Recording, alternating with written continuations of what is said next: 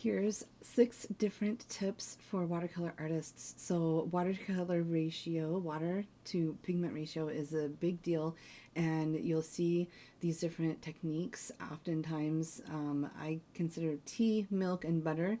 Tea is the light, milk is the dark, and butter is the darkest.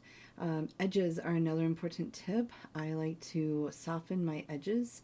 Sometimes even on both sides. What you see me doing right now is just softening an edge on the bottom side. Edges are really important. It can make or break a painting. It can also kind of show how professional you are as you paint. Edges are so important in watercolor, and that's the one tip I hope everyone gets out of it.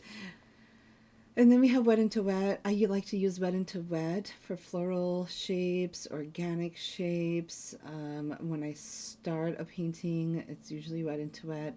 And I just wanted to, I love moving the watercolor around the paper and watching it kind of move on the paper. Oftentimes I will use 2 different colors instead of just one simple color, but wet into wet is a great technique. It adds a lot of texture. You can also lift pretty easily. Dry brush is always fun. I use this for brush, for grass, for brush, foliage. That also can work for sea. It's a wonderful technique to have.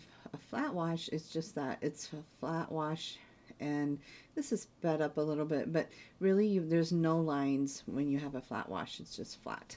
A gradient wash means that it's going to be dark on one side and get lighter to another side. And we use this a lot for landscapes and florals and for anything natural, really. A variegated wash means that there's usually 2 different colors and they just kind of mix and mingle on the paper with lots of water.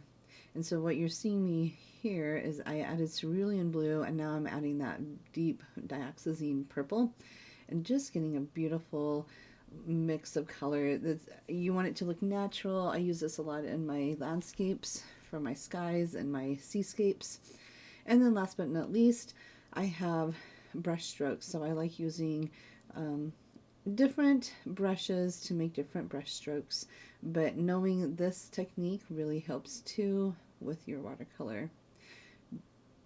So anyways, I really hope that these 6 techniques really help you.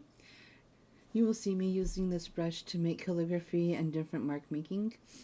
I hope that this video was helpful. If you found this video helpful, please like and subscribe to the channel and to the video.